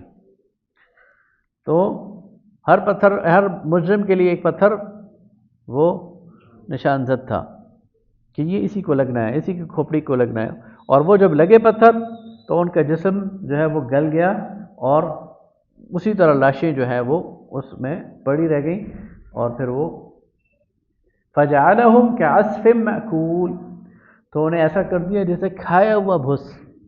جانور جو بھس کھا لے اور پھینک دے تو اس کے اندر کچھ بھی نہیں ہوتا. آگے سورہ قریش ہے، لِإِيلَافِ قُرَيْشٍ إِيلَافِهِمْ رِحْلَةَ الشِّتَاءِ وَالصَّيْفِ. قریش کا معمول تھا، اور یہ معمول حضور اکرم صلی اللہ علیہ وسلم کے جد امجد ہاشم کی سنت ہے. ہاشم کو ہاشم اس لیے کہتے ہیں، یہ عمرو بن عبد مناف تھے. تو ہاشم انہیں کہتے تھے کہ یہ حاجیوں کے لیے روٹی کے ٹکڑے سالن میں بھگو کر سالن اور ایک لحاظ سے سرید تیار کرتے تھے. تو عربی شاعر کہتا ہے کہ عمر الذی حشم الثرید لقومه قوم بمکة مثنتین عجاف سنت الیہ رحلتان کلاہما رحلت الشتاء وسفر الاسیاف. تو یہاں بھی وہی ذکر ہے کہ ہاشم نے دو قافلے وہ روانہ کرتے تھے، ایک سردیوں کا قافلہ اور ایک گرمیوں کا قافلہ. سردیوں کا قافلہ وہ جنوب کی طرف لگاتے تھے، اور گرمیوں کا قافلہ وہ شمال کی طرف لگاتے تھے. شمال میں سردی ہوتی تھی، موسم ٹھنڈا ہوتا تھا، تو وہ اس طرح دو قافلے لگاتے تھے. تو فرمایا کہ لإیلاف قریش، بسبب مانوس ہونے کے قریش کے، ایلافہم رحلۃ الشتاء والصیف، کہ انہوں نے سردی اور گرمی کے سفر وہ کیے. فَلْيَعْبُدُوا رَبَّ هَذَا الْبَيْتِ، بس چاہیے کہ یہ گھر کے رب کی وہ بندگی کریں. الَّذِي أَطْعَمَهُم مِّن جُوع، جو انہیں کھلاتا ہے بھوک میں، وَآمَنَهُم مِّن خَوْف، اور انہیں خوف میں امن دیتا ہے. آگے فرمایا أَرَأَيْتَ الَّذِي مَاعُونَ، سورہ معون کہ تم نے دیکھا نہیں اس شخص کو جو دین کو جھٹلاتا ہے. یہ وہی ہے جو یتیم کو دھکے دیتا ہے اور مسکین کو اور یتیم کو کھانا کھلانے کی ترغیب نہیں دیتا. اور خرابی ہے ان مسلین نمازیوں کے لیے جو نمازوں کے بارے میں بے خبر ہے یا نمازوں کے بارے میں لاپرواہ ہیں. پہلی بات کی گئی کہ کنجوس ہے، کھانا نہیں کھلاتا، اور دوسرا یہ ہے کہ وہ نماز کے بارے میں بے پرواہی کرتا ہے. کبھی پڑھ لی کبھی نہیں پڑھی، وقت سے نہیں پڑھتا، ٹالتا رہتا ہے. وقت بھی آ جائے تو جس طرح مرغ چونچے مارتا ہے اس طرح دو چار ٹکرے مار کے چلا جاتا ہے. تو اس کے لیے خرابی کہی گئی. الذین هم یراؤون، جو دکھلاوا کرتے ہیں، ریاکاری کرتے ہیں. ویمنعون الماعون، اور برتنے کی چیزیں ایک دوسرے کو نہیں دیتے. پڑوسی کہتا ہے ماچس دے دو، نمک دے دو، پانی دے دو، یہ کوئی چیز استعمال کی دے دو تو نہیں دیتے. تو یہ جو چھوٹی چھوٹی چیزیں استعمال کی ہیں یہ روکنی نہیں چاہیے، یہ پڑوسیوں کو دیتے رہنا چاہیے. آگے سورہ الکوثر ہے، انا اعطیناک الکوثر فصل لربک وانحر ان شانئک هو الابتر. سورہ والضحیٰ میں دو وعدے کیے گئے نا، کہ وللآخرۃ خیر لک من الاولی، بعد میں آنے والا وقت آپ کے لیے پہلے سے بہتر ہوگا. دوسری وَلَسَوْفَ يُعْطِيكَ رَبُّكَ فَتَرْضَىٰ، ان قریب آپ کو آپ کا رب اتنا دے گا کہ آپ راضی ہو جائیں گے. پھر سورہ الم نشرح میں کہا گیا ہے، انشراح میں، کہ وَوَضَعْنَا عَنْكَ وِزْرَكَ، ہم نے آپ سے آپ کا بوجھ اتار دیا ہے. وَرَفَعْنَا لَكَ ذِكْرَكَ، آپ کا ذکر بلند کر دیا ہے. ان چاروں وعدوں کا جو تکمیل ہے وہ یہ صورت ہے. فرمایا انا اعطیناک الکوثر، اے نبی صلی اللہ علیہ وسلم ہم نے آپ کو کوثر عطا کر دیا. کوثر لفظ جو ہے اس کا کسی زبان میں ترجمہ ممکن نہیں. یہ اتنا بلیغ، صرف اردو نہیں کسی زبان میں، یہ کثرت سے مبالغے کا صیغہ ہے، کثرت سے مبالغہ، یعنی کثرت خود ہی ایک مبالغہ ہے، اس سے بھی جو سپرلیٹو ڈگری ہے وہ کوثر ہے، یعنی ہر چیز کی انتہائی کثرت، کسی ایک چیز کی نہیں، ہر چیز کی انتہائی کثرت۔ آپ کو اللہ تعالیٰ نے عزت دی اور وہ عزت مسلسل بڑھا رہا ہے، اللہ تعالیٰ نے آپ پر اپنی برکتیں کی، وہ برکتیں مسلسل بڑھا رہا ہے، اللہ تعالیٰ نے آپ کو امت دی، وہ امت مسلسل بڑھا رہا ہے، آپ کو جتنی نعمتیں دی وہ مسلسل بڑھ رہی ہیں، اور وہ کوئی ایک نہیں ہے، انگنت ہیں، اور اس کا جو کلائمیکس ہے وہ قیامت کے دن اور پھر جنت ہے۔ قیامت کے دن نبی صلی اللہ علیہ وسلم کو ایک حوض دیا جائے گا جو حوض کوثر ہے، اور ساری امت کو اس پہ جمع کیا جائے گا، اور جو اسے پانی پی لے گا اسے پھر کبھی پیاس نہیں لگے گی، وہ گویا جنت کے جانے کا ٹکٹ ہے۔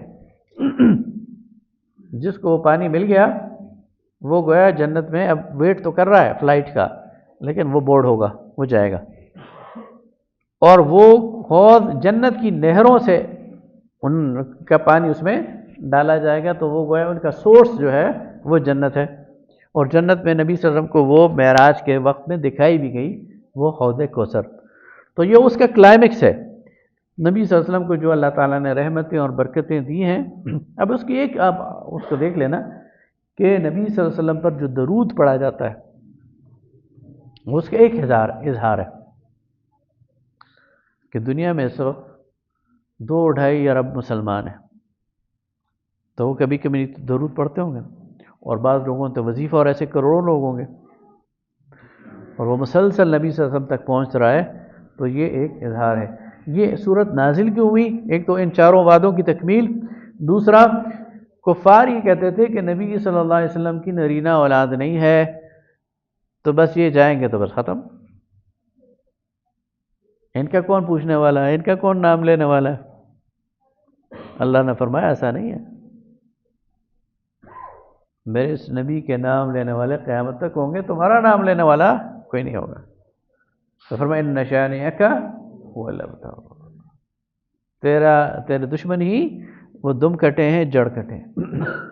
قل یا ایھا الکافرون، سورہ الکافرون ہے، کافروں سے کہہ دیجئے کہ نہ میں عبادت کرتا ہوں تمہارے معبودوں کی، اور نہ تم عبادت کرتے ہو جس کی میں عبادت کرتا ہوں، اور نہ ہی میں عبادت کروں گا جس کو تم پوچھتے ہو، اور نہ ہی تم عبادت کرتے ہو جس کو میں عبادت کرتا ہوں، تمہارے لیے تمہارا دین ہے اور میرے لیے میرا دین ہے، یعنی بالکل راستہ الگ کر دیا۔ آگے سورہ نصر ہے۔ حضرت ابوبکر صدیق رضی اللہ تعالیٰ عنہ جب نبی صلی اللہ علیہ وسلم نے اس سورت کی تلاوت کی تو وہ رونے لگے، اور فرمایا کہ اب رسول اللہ کے جانے کا وقت آ گیا۔ حضرت عمر رضی اللہ تعالیٰ عنہ نے ایک دفعہ مجمع میں صحابہ سے پوچھا اس سورت کا مقصد کیا ہے، تو انہوں نے کہا اللہ کی فتح ہے، خوشخبری ہے، استغفار ہے۔